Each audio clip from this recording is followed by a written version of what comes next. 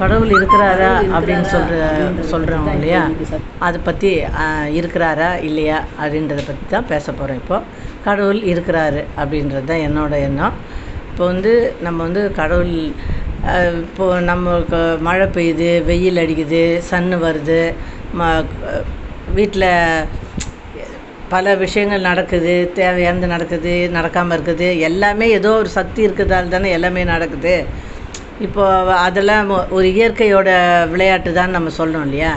அது மாதிரி இப்போது மழை பெய்யுது அப்படின்னா, வெயில் அடிக்குது அப்படிலாம் சொன்னால் அதெல்லாம் அதுக்கு பின்னாடி யாரோ ஒருத்தர் இருக்காருல்ல, ஒரு கடவுள் இருக்கிறதால தான் அதெல்லாம் நடக்குதுன்ற மாதிரி தான் என்னோடய எண்ணம்.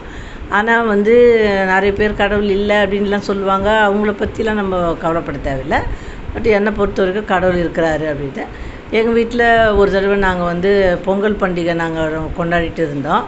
அப்போ பண்ணிகிட்டு இருக்கும்போது எல்லாம் பொங்கல்லாம் ரெடி பண்ணி வச்சுட்டேன் நான். அப்போது பக்கத்தில் யாரோ ஃப்ளாட்டில் இருக்கிறவங்க ஒருத்தவங்க வந்து அவங்க ரொம்ப காலம் அந்த வீட்டுக்கே வரலை. அவங்க அவசரமாக வந்தாங்க. சரி வீட்டுக்கு வந்து எங்கள் வீட்டுக்குள்ளே வந்தாங்க. எங்கள் ஹஸ்பண்டை வந்து நல்லா இருக்கீங்களா என்னன்னு கேட்கலாமேன்ட்டு வந்தாங்க.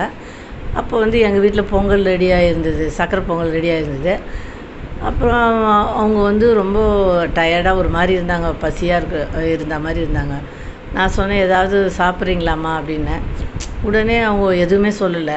அவங்க பார்த்தாவே ரொம்ப டயர்டாக இருக்க மாதிரி இருக்குது, ரொம்ப பசியில் இருக்கிறது தெரிஞ்சிடுச்சு எனக்கு. சரி உட்காருங்க, நான் பொங்கல் செஞ்சுருக்கேன் சாப்பிடுங்க அப்படின்னு சொன்னேன். அப்புறம் அவங்க உங்கள் பண்டிகைலாம் கொண்டாடணுமேங்க அப்படின்னாங்க. அதெல்லாம் ஒன்றும் இல்லைங்க, இப்போ நீங்கள் வந்திருக்கீங்களா, நீங்கள் தான் சாமி, பேசாமல் உட்காருங்க சாப்பிடுங்க, சாமிக்கெல்லாம் அப்புறம் வச்சுக்கலாம், அதை பற்றிலாம் ஒன்றும் இல்லை, அந்த எந்த இதுவும் எனக்கு கிடையாது, அதெல்லாம் நீங்கள் உட்காருங்கன்னு சொல்லிட்டு அவங்களுக்கு பொங்கல் தான் செஞ்சுருந்தேனே. சரி அதை எடுத்து பரிமாறிட்டேன். அவங்க சாப்பிட்டு தண்ணி குடிச்சிட்டு சரி எங்கள் ஹஸ்பண்ட்டை பேசிட்டு போயிட்டாங்க. அதுக்கப்புறம் நம்ம ஆஸ் யூஷுவலாக சாமி கும்பிட்ற மாதிரி நாங்கள் சாமி கும்பிட்டுட்டோம்.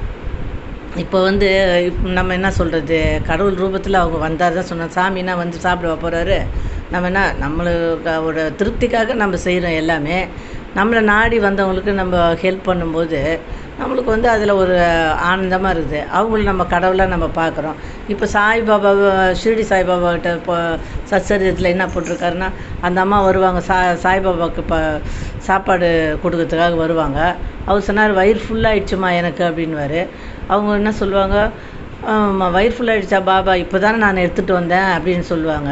இல்லைம்மா, நீ வரும்போது ஒரு நாய் ஒன்று கத்துச்சு, நீ உடனே எடுத்து ரொட்டி துண்டை தூக்கி போட்ட, அந்த நாய் திருப்தியாக சாப்பிட்டுட்டு போயிடுச்சுல்ல, அதை நான் பார்த்தேன் அப்படின்னும். ஆமாம், ஒரு ரொட்டி துண்டு இருந்தது, அது தூக்கி போட்டேன், அது குலைச்சிட்டே இருந்ததுன்னு போட்டேன் நான். அந்த மாதிரி தான் செய்யுமா, பசி அந்த நாயோட பசி தீர்ந்த மாதிரி தான் என்னோடய பசியும் தீர்ந்துச்சு. இது மாதிரியே நீ எப்போவுமே இரு, எல்லா ஜீவன்கிட்டையும் அன்பு காட்டினா நம்மளுக்கு ரொம்ப நல்லது, அதுவே என்னோடய பசி தீர்ந்த மாதிரி அப்படின்னு சொன்னார். அதுபோல் தான் நம்ம வந்து வீட்டுக்கு வர்றவங்களுக்கு ஏதோ நம்மளால் முடிஞ்சதை இருக்கிறத, நம்ம கையில் இருக்கிறத நம்ம கொடுக்குறோம். இப்போ வந்து கடவுள் இருக்கிறாரு அப்படின்னு சொல்கிறது, இதுலேருந்து என்ன தெரியுதுன்னா, நமக்குள்ளேயே கடவுள் இருக்கிறாரு, நம்மளே கடவுள் தான், நம்மளே கடவுள் நினச்சிட்டு உடனே வேஷம் போட்டு நாங்கள் போயிட்டு இது வேணும் அது வேணும் எனக்கு பூஜை பண்ணுங்க, அதெல்லாம் கிடையாது.